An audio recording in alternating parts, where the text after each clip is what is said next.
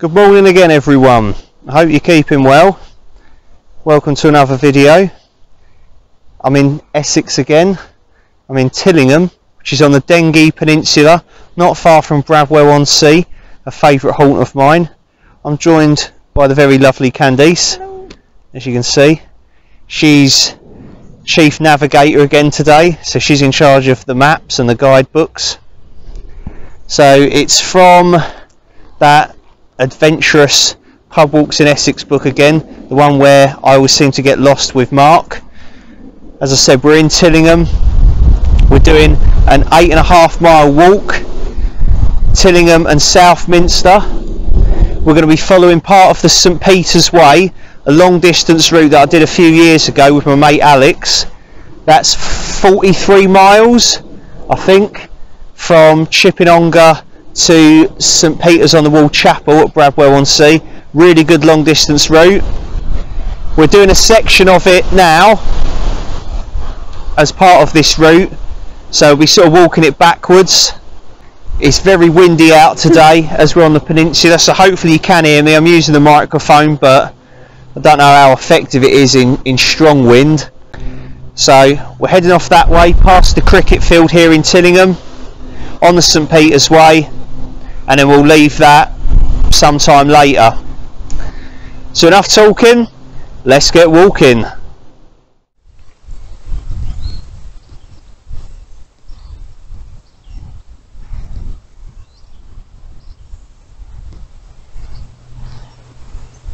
A walk through the heart of the Dengie Peninsula is an uplifting experience. This circuit begins by heading west from Tillingham and reveals a beautiful aspect of the Blackwater estuary and the boats that sail in it.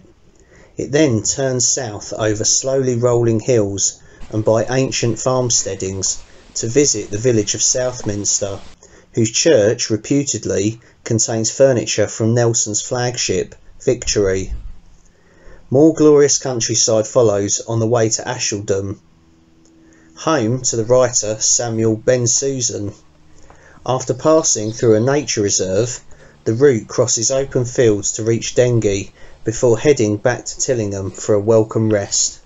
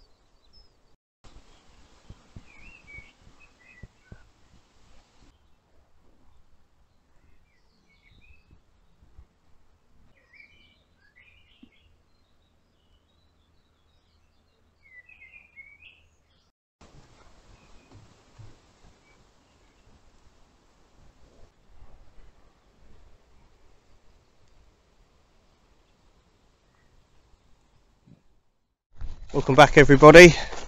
We've left that section of the St Peter's Way. It was about a 2 mile section, and we're heading south along a really long straight footpath all the way to Southminster.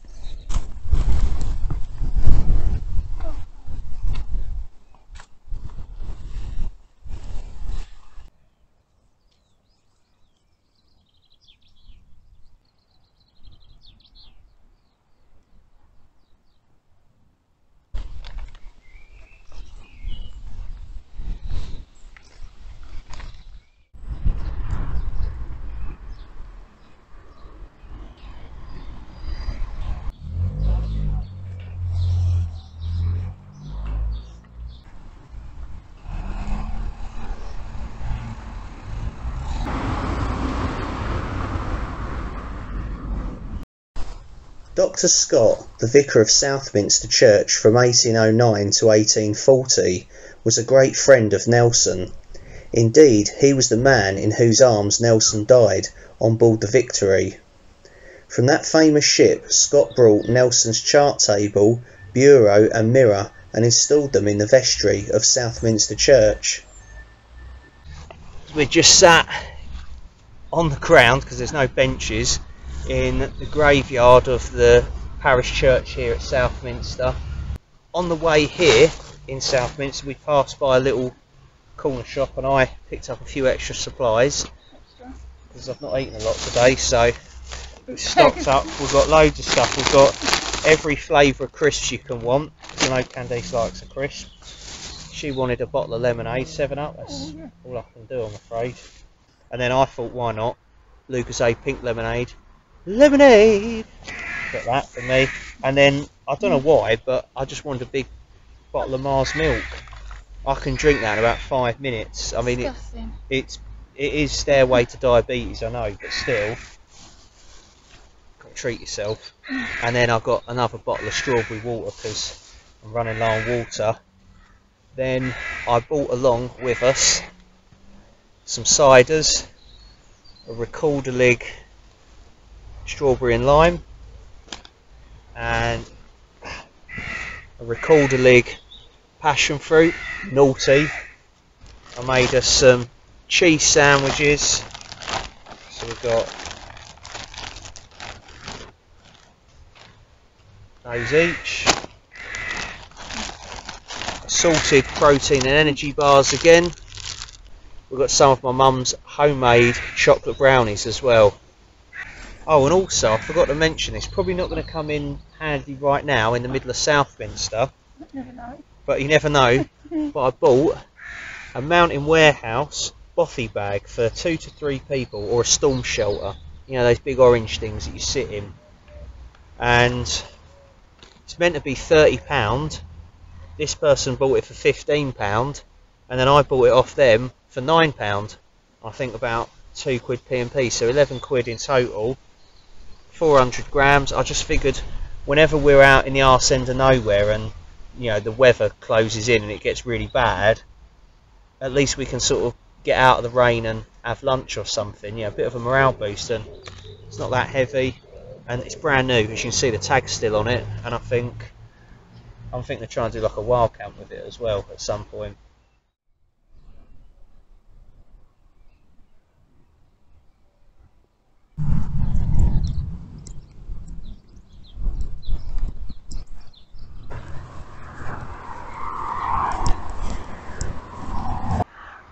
Medic!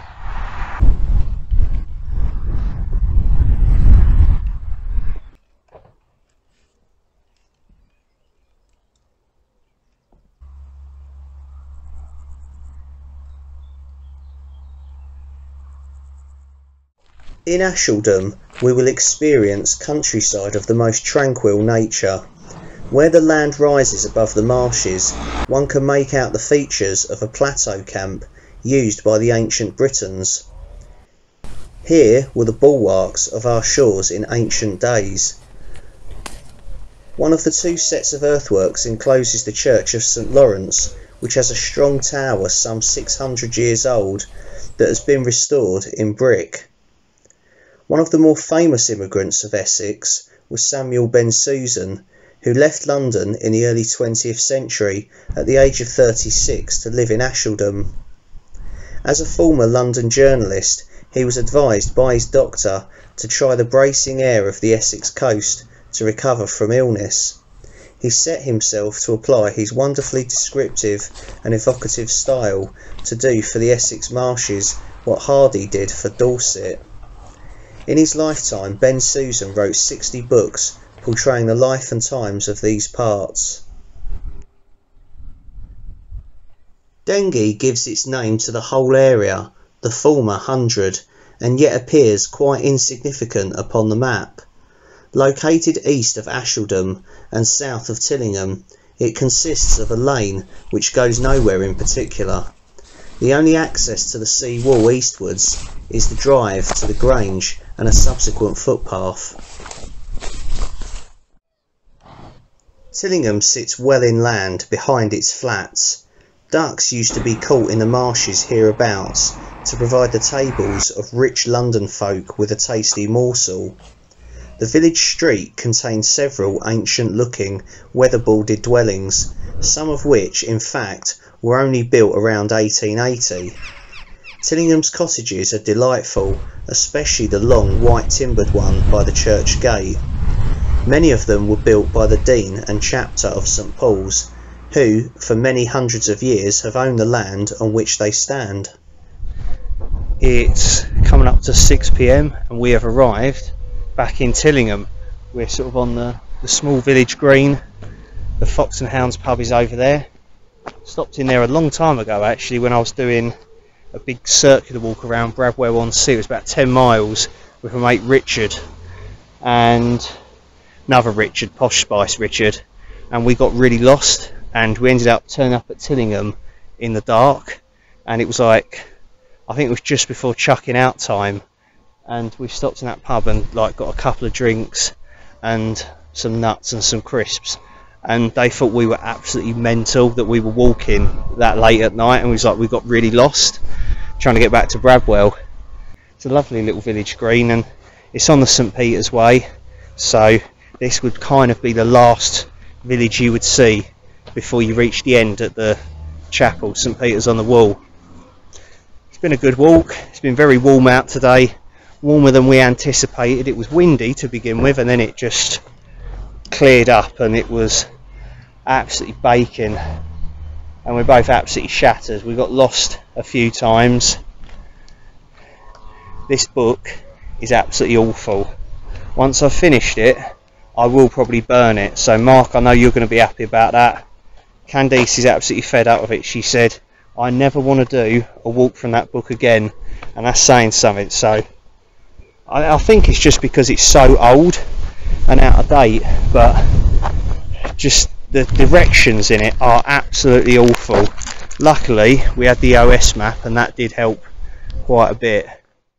We're sat against the church wall on the green because there were no benches inside the church, and we're going to crack open those recorder-lig ciders. We didn't have them, we've carried them on the whole walk, didn't even have them in Southminster, so we've got recorder-lig strawberry and lime, and Candice has got recorder-lig passion fruit, and we're gonna sort of share them. Cheers everyone. It's been an interesting day out. Tough at times, yeah, we've enjoyed it. So we're going to leave it here. So thank you very much for watching. Hope you've enjoyed watching the video. We've had a nice day despite being lost a couple of times. As I say, it comes with the territory with this guidebook. Prepare yourself with that guidebook. Yeah, basically, yeah. Thank you very much for watching. Remember, take care of yourselves, look after each other and stay safe. Get out there and see the world. Do something great. See you soon people. Cheers. Bye. Cheers.